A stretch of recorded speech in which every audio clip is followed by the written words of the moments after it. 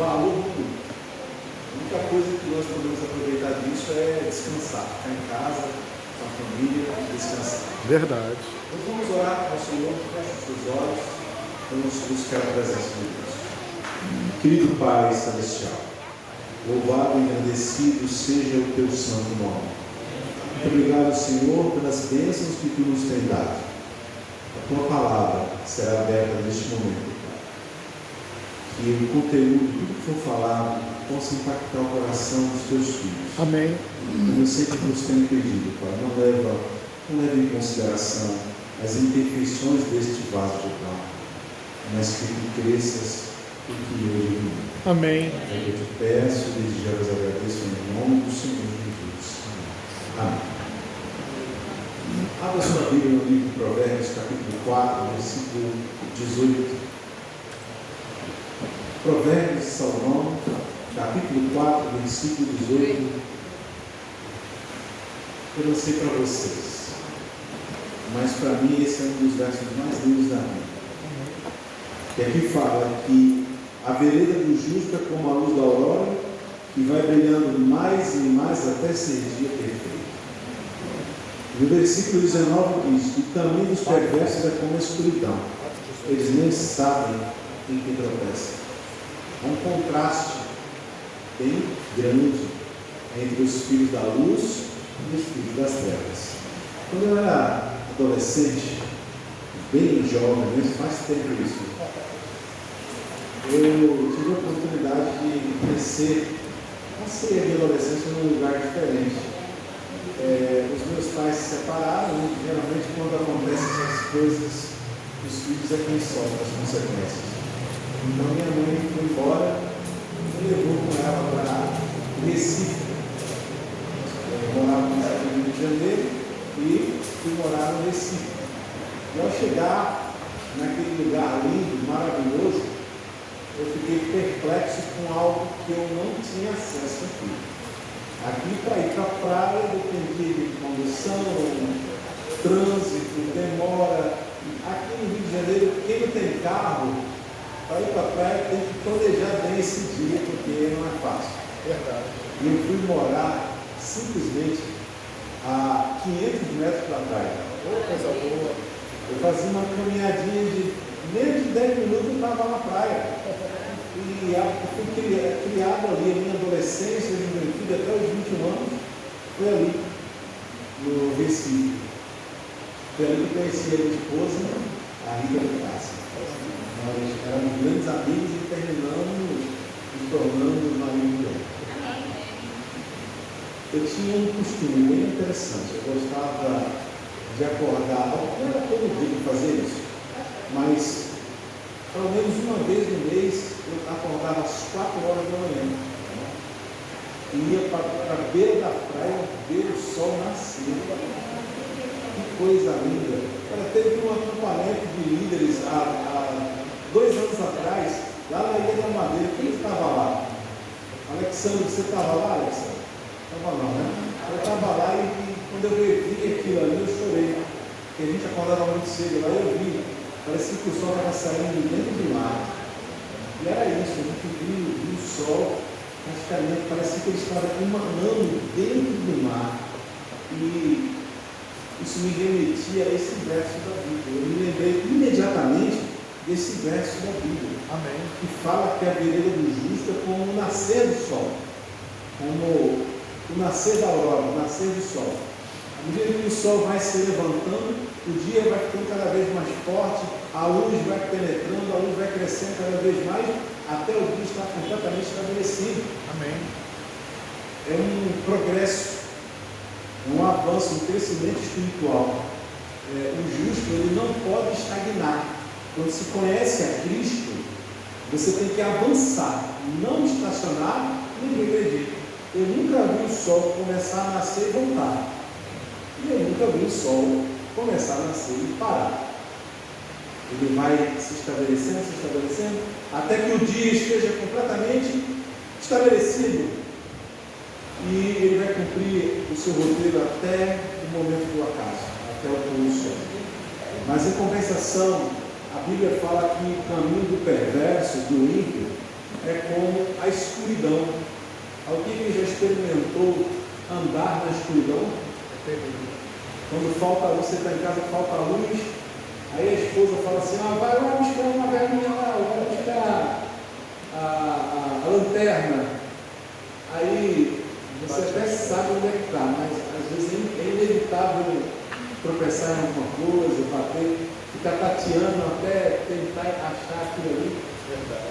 É incrível. Deus fala que o caminho do ímpio é igual às trevas, à escuridão. Porque é tão denso, é tão escuro que eles nem sabem aquilo que estão tropeçando. Meu desejo é que a nossa vida seja como Provérbios 4:18, que diz que o caminho do justo é como a luz da aurora, como o nascer do sol, que vai brilhando mais e mais até os dias estar completamente estabelecido. Amém. Desde o princípio, Deus ele revela como a luz, ele se revela como luz.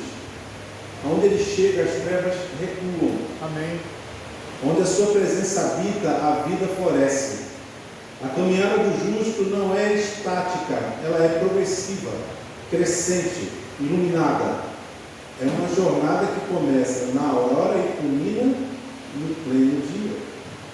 Se a vida do crente ela não está em progresso espiritual, tem alguma coisa errada. É necessário se trabalhar espiritualmente para que se mude as situações. Essa palavra luz é completamente intrínseca à natureza de Deus. Existem trechos da Bíblia, nos versículos que fala que as trevas e a luz não se combinam. E quando Deus foi criar o mundo, a primeira coisa que ele falou foi o quê? Haja luz. Haja luz. Como nós pastores também somos teólogos, e é necessário a gente fazer uma análise bíblica chamada exegese, ou exegese, como alguns gostam de falar. A gente sempre tem uma Bíblia em outra língua em casa. Uma Bíblia em grego, uma Bíblia em hebraico, mas de todas essas versões, a que mais me chama a atenção, que eu acho mais bonito a língua, é o latim. Então a Vulgata Latina é uma Bíblia muito elegante, eu acho muito elegante a Vulgata Latina. Até aqueles que não sabem falar latim, se você abrir a Bíblia em latim, você consegue entender algumas coisas, porque a nossa língua portuguesa ela é oriunda do latim. E tem uma frase que está em Gênesis 1, versículo 3, que diz assim: Fiat lux. Na verdade, dicte Deus, fiat lux. Significa, disse Deus, haja luz. Você já ouviu falar nessa Fiat Lux? Fiat Lux é uma fábrica enorme, uma multinacional, muito conhecida por fazer fósforo. Mas a origem dessa palavra ela não tem nada a ver com fósforo, até indiretamente. Mas Fiat Lux significa apareça a luz, haja a luz. Et facta ecte lux, e a luz apareceu, e a luz foi feita. No livro de João 8, versículo 12, fala: Eu sou a luz do mundo, quem me segue de modo algum andará em trevas, mas terá a luz da vida. Jesus não disse que traria a luz, ele declarou ser a própria luz. Segui-lo é sair da escuridão, é receber direção, sentido, cura e vida. Onde Cristo reina, as trevas não prevalecem. Amém. Certa vez eu estava conversando com um pastor, um grande pastor, amigo, que veio visitar uma família. Aquela família, o marido, ele escreveu nos muros da casa: Jesus é a luz. E todo mundo que passava conseguia ver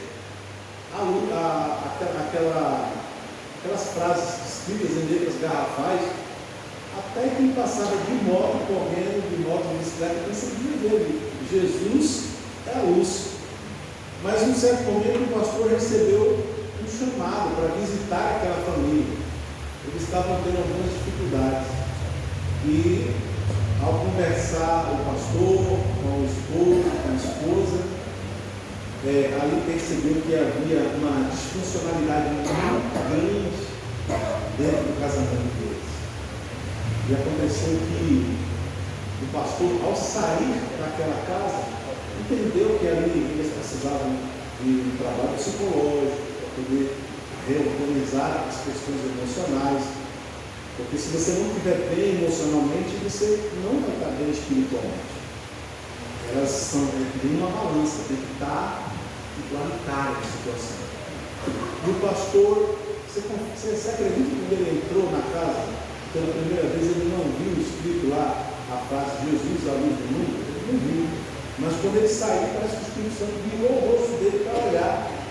Estava escrito. Então, o que aquela frase, no momento, significava para aquela família? Um abismo entre as intenções, porque posteriormente a esposa, conversando em particular com o marido, e o marido vice-versa, eles confessaram que o pastor, de vez em quando, a inteligência emocional se esvaía e inevitavelmente saíram palavras desconexas. Então fica difícil, né, os vizinhos ouvirem uma gritaria dentro da casa e passar na frente e ver escrito assim: Jesus é o único. Aí fica difícil de você entender e acreditar que ali, de fato, a luz de Cristo ali dentro daquela casa. Eu queria contar a história de uma jovem. O nome dela é Florence Nightingale. Essa jovem, Florence, ela nasceu em meio ao luxo, nasceu numa família muito rica, cercada por riquezas, títulos e expectativas sociais elevadas. Filha de uma família de poderosos comerciantes, ela recebeu uma educação refinada. Ela foi educada para fazer parte da elite, para ser uma princesa, segundo os padrões humanos. Ela tinha todo mês aula de etiquetas, para saber se portar no meio da elite, da realeza da época. Mas o coração da Florence ardia por algo maior do que aquilo. Quando ela via toda aquela pompa, aula de etiqueta, frequentar sarau, bailes da sociedade, jantares com políticos e pessoas importantes, ela olhava para aquilo ali e ela entendia que aquilo não significava muita coisa para ela. Porque ela queria fazer algo que significasse. Eu vou falar uma coisa para vocês, queridos. Seja qual for o trabalho, meu como pastor, do ancião, dos líderes da igreja, se nós formos chamados para esses trabalhos, para essas funções, e nós não impactarmos positivamente a vida das pessoas que estão conosco, nada estamos fazendo. Como pais, como marido, como esposa, se eu não impactar a vida da minha família de forma positiva, nada eu estou fazendo. Uma vez perguntaram para mim: pastor, qual é o verdadeiro papel da esposa em casa? Eu falei assim: promover a alegria e felicidade da esposa. E falei para ele: mas é seu papel também promover a alegria e felicidade da sua esposa e dos seus filhos. Uma vez um cidadão chegou para mim e disse assim: pastor, estava lendo na Bíblia, a Bíblia fala que a esposa tem que ser submissa ao marido. Aí eu olhei para ele assim, tinha umas 12 mulheres olhando, esperando a minha resposta para você apedrejar. E eu olhei para ele e disse assim: olha, está escrito na Bíblia, tá? Que a mulher deve ser submissa ao marido, mas você entendeu qual é o conceito de submissão que a Bíblia fala? Aí ele falou: como assim, pastor? Eu falei: se o marido não for tal qual o caráter de Jesus, a esposa, ele não merece que a esposa seja submissa a ele. Para que a esposa seja submissa ao marido, o marido tem que ter o caráter tal qual o caráter de Jesus Cristo. Se não tiver, você não merece que a sua esposa seja submissa a você. E a submissão não é de empregada, não é de empregada doméstica, não é nada disso. A submissão é da mulher olhar para você e ver você como o camarada que a ama, que protege, que cuida dela. É a pessoa com a qual está perto, ela se sente segura e feliz. Essa é a submissão. E se você é assim, não tem esposa que não ame. Concordam comigo, mulheres? Vamos lá. O coração da Florence batia por algo maior. Aquelas etiquetas não importavam para ela. Você sabe o que ela gostava de fazer? Ela gostava de amenizar o sofrimento humano. Ela visitava aldeias pobres, entrava em casas marcadas pela miséria, se aproximava da dor que muitos fingiam não ver, aquilo que quebrantava sua alma. E aos 14 anos, Florence compreendeu algo que muitos levam uma vida inteira para perceber e às vezes nem entendem. A sua vocação não era conforto, mas o cuidado. Não era o status, mas o serviço. Ela descreveu esse chamado como vindo do próprio Deus. Essa decisão lhe custou conflitos familiares. Mateus 10, 34 a 36, fala que quando a gente toma uma decisão lá de Cristo, às vezes dentro da nossa própria casa, é que se tornam os primeiros inimigos. Servir a Deus pode custar a paz, até mesmo em sua própria casa. E Deus e seus pais resistiam firmemente e diziam para ela: você quer ser enfermeira? Isso é uma ocupação indigna, isso não é para você nasceu para ser uma princesa. Isso aí de ficar trabalhando, se aproximando de pessoas pobres, com feridas, doenças, chegando perto da morte, isso aí é coisa para a igreja fazer, não para você, que nasceu para a realeza. Eles tinham um projeto de casar ela com um jovem, uma família tão rica quanto a dela, ou até muito mais. E ela simplesmente desprezou tudo isso. Uma jovem naquela época, nos anos de 1850, era muito complexo a situação das mulheres naquela época. O machismo ainda era algo muito forte, muito potente naquela época. E ela bateu de frente com seus pais e disse que a vocação dela não era ela, era ela. Mas eu vou falar uma coisa para vocês, queridos. Quando Deus chama, nenhum argumento humano é suficiente para calar a voz do propósito de Deus. Aos 30 anos, Florence teve um encontro mais profundo com a palavra de Deus. Ingressou no Instituto de Diaconisas em Kaiserwerth, na Alemanha. E ali o seu chamado se fortaleceu. Ela compreendeu que a luz, o ar puro, o cuidado e o amor também eram instrumentos divinos de cura, onde ela levava ordem, limpeza e atenção à vida. Começava a agir. Naquela época não existia hospitais. Na verdade existiam, mas era algo praticamente inacessível para os pobres. As casas de misericórdia eram que se encarregavam de fazer esse trabalho, mas as casas de misericórdia não ajudavam ninguém, porque não tinha tecnologia e não tinha dinheiro para isso. Então eles mandavam uma pessoa doente para lá, a pessoa ficava lá, tendo um cuidado paliativo até morrer. E quem tinha dinheiro pagava, o médico ia lá e fazia o que tinha que fazer, dentro da tecnologia que existia. Então, o que foi que eu falei para vocês? Ela trabalhou com ordem, limpeza e atenção e amor a Deus. Tem enfermeiro aqui? Tem algum enfermeiro aqui? Tem. Exatamente. Não dá. Qual é a característica principal dentro de um hospital para que não aconteça coisas piores como infecção? O que é que tem que ter no hospital? Exatamente. Agora vocês vão entender a história dela com profundidade. A guerra da Crimeia estourou naquele período. E a Flórence se tornou uma luz no meio das trevas. 1853 a 1853, 3 anos. A guerra da Crimeia mergulhou milhares de soldados em sofrimento extremo. Os hospitais militares eram locais de abandono, sujeira e de morte. Mas homens morriam por doenças e infecções do que pelos próprios ferimentos de batalha.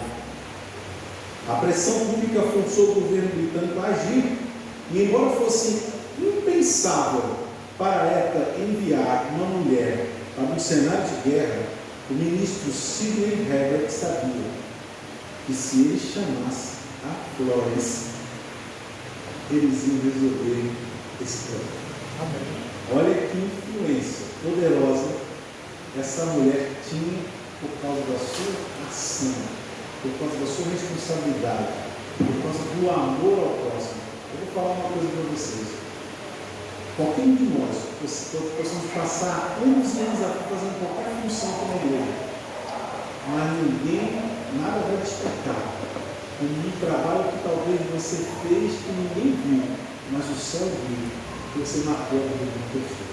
Imagina uma hora em que alguém estava mais precisando de um socorro, e você foi lá e cuidou daquela pessoa, levou alimento, limpou a casa dela, deu banho nela. Que loucura! Ela se tornou uma luz que entrou naquele vale de morte. Ela era terrível para você, era danadinha. Olha só o que ela fazia. O seu trabalho foi tão extraordinário. A primeira coisa que ela fez quando chegou lá na guerra, nos hospitais de campanha, que ela percebeu aquela sujeira todinha lá, ela pegou a equipe dela, limparam toda aquela área e deu banho em todos os soldados que estavam lá. Um banho de leite, como os enfermeiros sabem. Limpou tudo. E o resultado, sabe o que foi que aconteceu, irmãos? A mortalidade ela caiu de 42,7% para 2,2%. Amém. Olha só. Mas o que mais marcou a sua história não foram os números, mas foi o que ela fez. Foi o símbolo, foi o significado. Florence passou a ser conhecida como a Dama da Luz. Enquanto a noite cobriu os campos de batalha, ela caminhava silenciosamente entre os feridos, segurando uma lamparina, procurando aqueles que ainda respiravam, aqueles que ainda podiam ser salvos. Era uma mulher carregando luz em meio às trevas da guerra. Olha só, ela não era para ela ir lá no local de resgate de feridos e mutilados de guerra, mas ela ia. Ela não tinha medo, ela ia. E muitas vezes, soldados inimigos viam de longe aquela lamparina lá no escuro circulando. Eles sabiam quem era, mas não atiravam. Você sabe por que não atiravam? Porque ela nunca falou nada para ninguém, mas ela já chegou a tratar soldados inimigos. Amém. Estavam ali passando mal. Ela olhou para ele assim e fez assim. Pegou uma injeção, aplicou a injeção de morfina para aliviar a dor, deu um remedinho para ele, deu água e seguiu em frente. E aquele soldado inimigo sobreviveu, foi resgatado. Quando chegou lá no campo de batalha do inimigo, contou a história. E toda vez que eles viam aquela lamparina acesa circulando por lá, sabiam que quem estava caminhando ali era a Florence. E eles não atiravam. Olha só, até o reconhecimento dos inimigos sobre o trabalho que essa moça fez foi algo a se refletir. Depois da guerra, ela foi a criadora da enfermagem moderna. A primeira escola de enfermagem laica do mundo, no Hospital de São Thomas, em Londres, foi fundado por Nightingale em 1860. Cloris, ela faleceu em 13 de agosto de 1910, aos 90 anos. E os seus últimos anos foram de repouso, mas o seu legado jamais descansou e a sua vida continua a iluminar gerações. Amém. Até o dia de hoje. Queridos, eu queria comentar alguns pontos aqui com vocês. A vida de Florence Nightingale ecoa no princípio eterno. Quem anda na luz se torna luz. Ela entendeu cedo que as riquezas deste mundo são passageiras, mas o amor sacrificial deixa marcas eternas. Ela não teve medo de tocar feridas, de descer ao nível dos esquecidos, de sujar as mãos para salvar vidas. Entendeu que tudo que o mundo oferece empalidece, se torna nada diante do que Jesus prometeu àqueles que permanecem na luz. Permanecer na luz é fácil? Mas a palavra de Deus diz: ser fiel até a morte e dar-te-ei a coroa. Quantas pessoas hoje desperdiçam tempo, batendo em portas erradas, acumulando tanto e fazem tão pouco para aliviar o sofrimento de quem está ao seu lado? A negligência, a indiferença, a falta de amor também serão cobradas da parte de Deus. Eu morei em São Paulo muitos anos, também morei em São Paulo, uns 21 anos até os 31 anos eu morei em São Paulo. Às vezes eu passava ali naquele centro, ali em Viaduto do Chá, Anhangabaú, e via situação de miséria. Às vezes quando um segregado da sociedade se aproximava de alguém para pedir um pão, ela só faltava ser apedrejada. Quanto mais ser alcançada pelo Evangelho. Eu fiquei muito feliz esses dias porque eu vi lá no grupo da Comissão de Marechal que a igreja estava se movimentando para levar quentinhas a moradores de rua. Amém. Eu acredito que deve ter sido uma iniciativa do Caleb, né? Provavelmente foi uma iniciativa do Caleb. Tem igrejas, eu conheço igrejas que fazem isso uma vez no mês. Mas acho que a igreja poderia pensar nisso também. Uma vez a cada 3 meses, fazendo um trabalho desse, para se aproximar dessas pessoas. Pessoas que são segregadas pela sociedade. Queridos, uma vez eu fui com um ancião da igreja, um irmão me chamou para fazer uma visita. E eu fui fazer essa visita com ele. Ao chegar lá, era uma comunidade. Um barraquinho. Não tinha sujeira, não estava tudo organizado.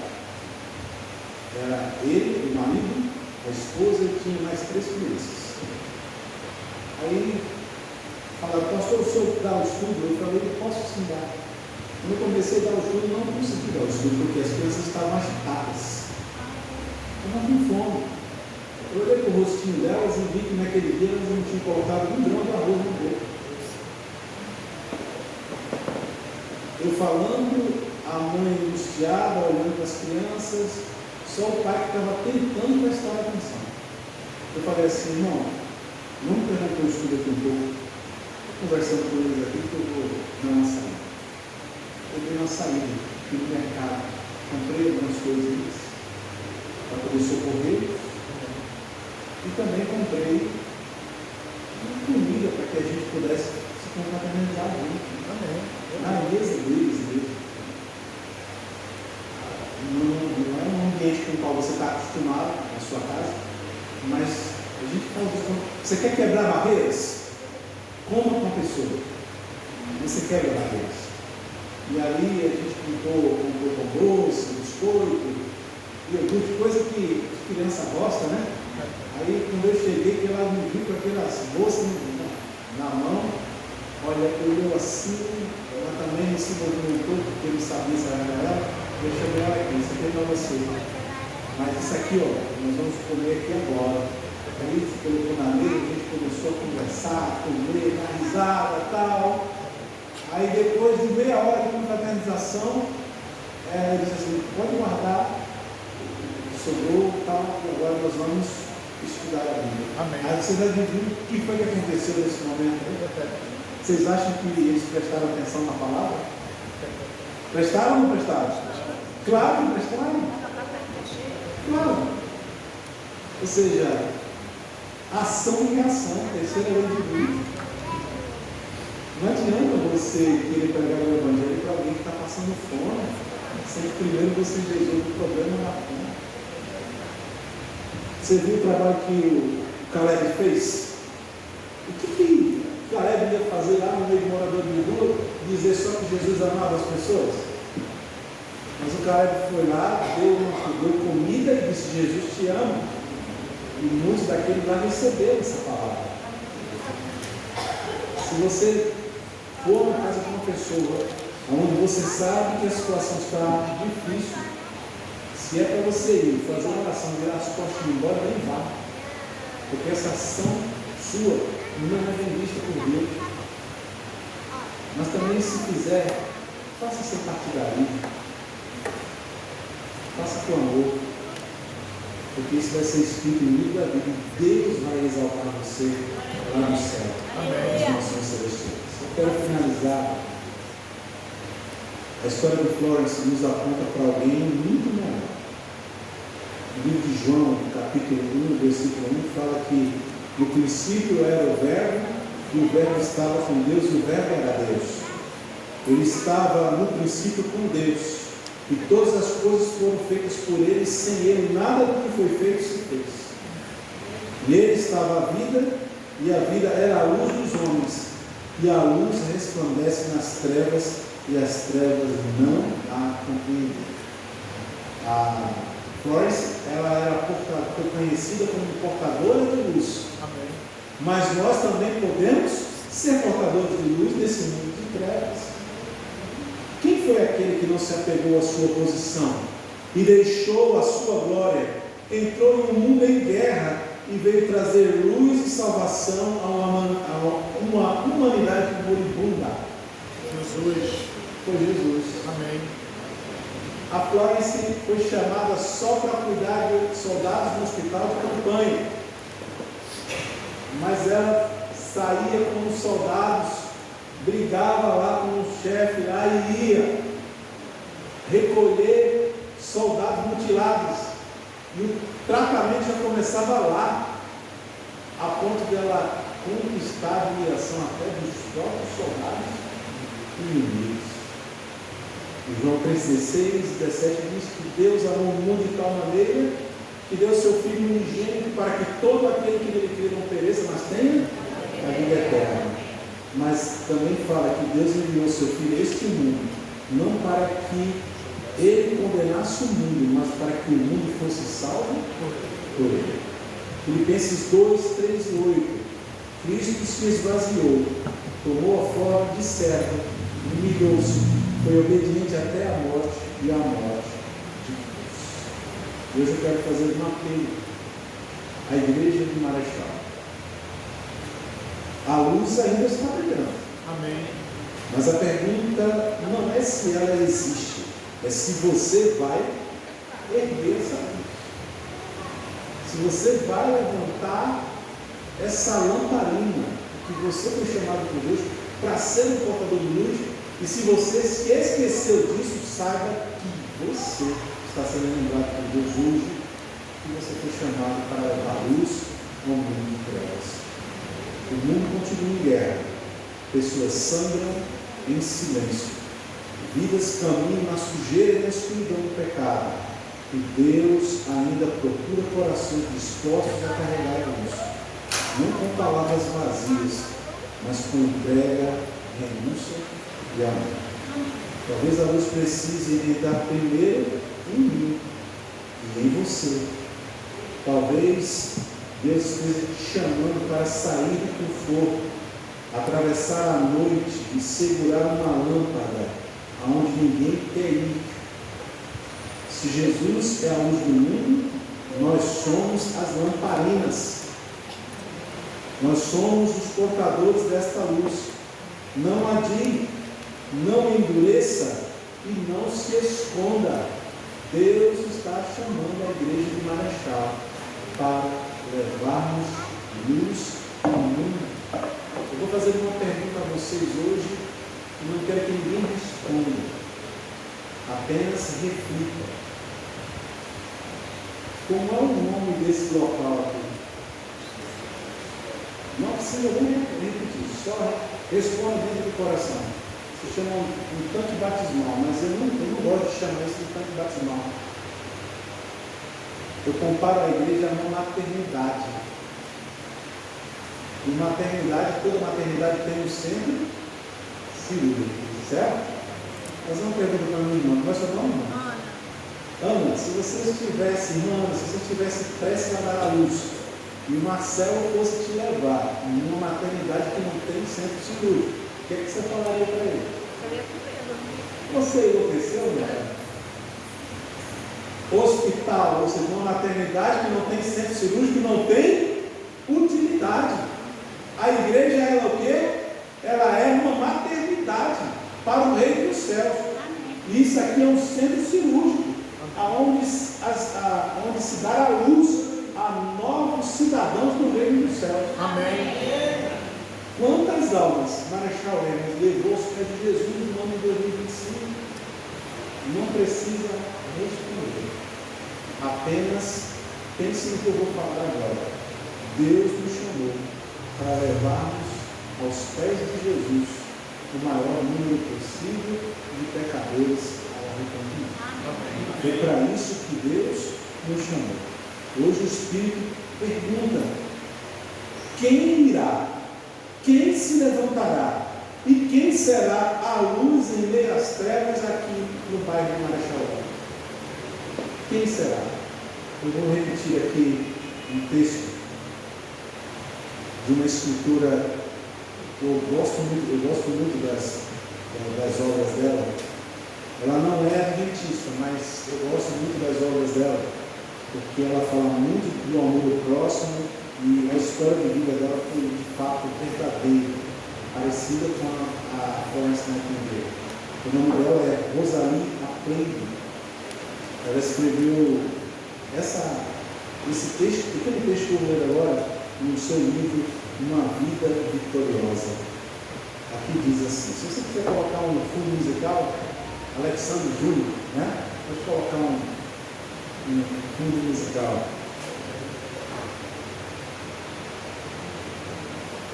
Esse texto, irmãos, quando eu estava me formando em teologia, muitos anos atrás, eu coloquei na minha nominata.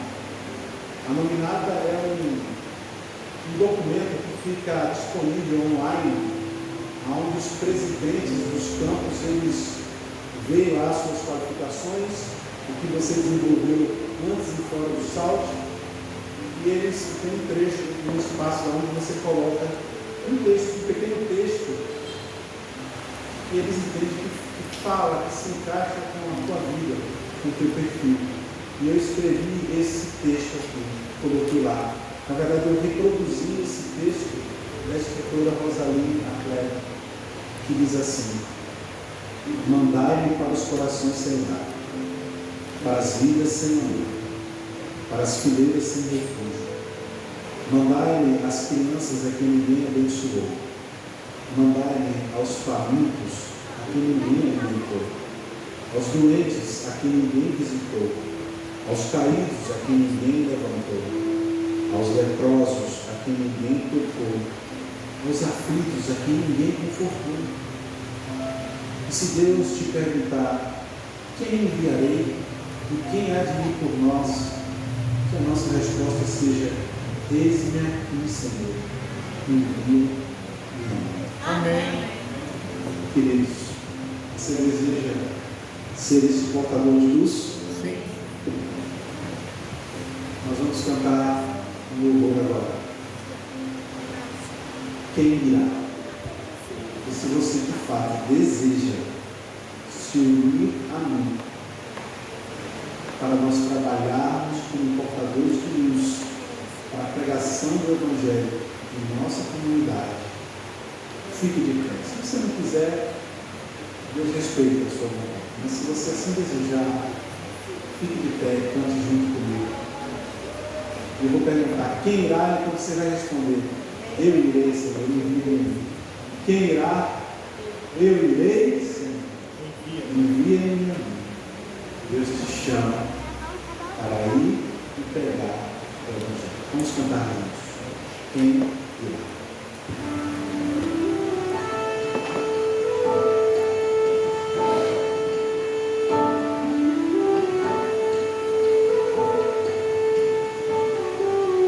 Deus amou o mundo e o seu Filho deu.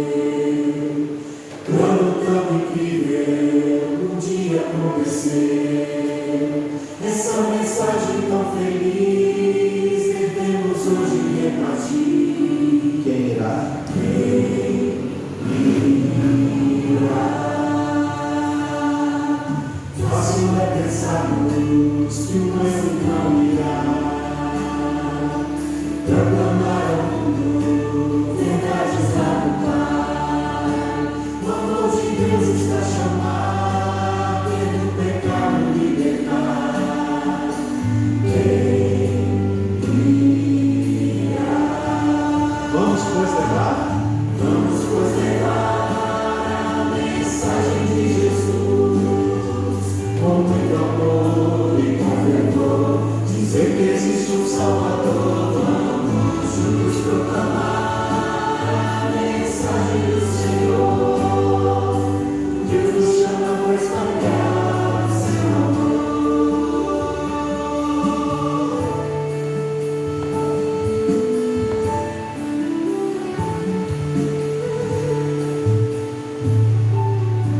Uma luz brilhando, esconde a escuridão. Para mudar o mundo, unamos nossas mãos. Existem campos a ceifar, trabalhadores por usar. Quem irá? Vamos, pois, levar a mensagem de Jesus com muito amor e com fervor, dizer que existe um Salvador. Vamos juntos proclamar a mensagem do Senhor. Deus nos chama para espalhar o seu amor. Como saberão que Deus nos ama? Como segue a visão? Como encontrar a esperança se não formos proclamar? Veja os campos como estão maduros, hoje é o tempo de colher. Como saber que há um Deus que nos ama, se ninguém for lhes dizer? Vamos nos levar a mensagem de Jesus com muito amor e com fervor, dizer que existe um Salvador. Vamos juntos proclamar a mensagem do Senhor. Deus nos chama para espalhar, sim, Deus nos chama para espalhar. Deus nos chama para espalhar o seu amor. Deus nos chama para espalhar o seu amor.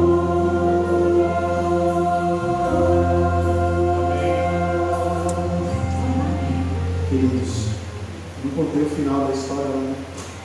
E ninguém me perguntou também. Você sabe o que foi que aconteceu depois que nós terminamos aquele estudo, depois daquele lanche lá naquela casinha lá? Eu fechei minha Bíblia, coloquei dentro da minha bolsa, virei as costas e fui andando em direção à porta. Quando eu botei a mão na maçaneta, o marido e a esposa olharam para mim e falaram assim: pastor, vai agora não. Aí eu falei: não, por quê? Eu quero saber como é que eu faço para eu fazer parte da sua igreja. Amém. Aí eu olhei assim para ele e falei assim: meu filho, esse aqui é um deles. Vai lá. Mas não vai lá por minha causa não. Vai lá porque tem alguém muito maior do que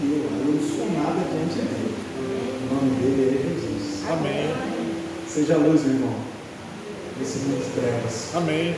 Deixe Jesus fazer a diferença Assim seja. na vida de vocês. Feche os olhos, vamos orar. Querido Pai, louvado e agradecido seja o teu santo nome. Que nós possamos, ó Pai, ser luz desse mundo de trevas. O inimigo não quer que nós saiamos para pregar o Evangelho.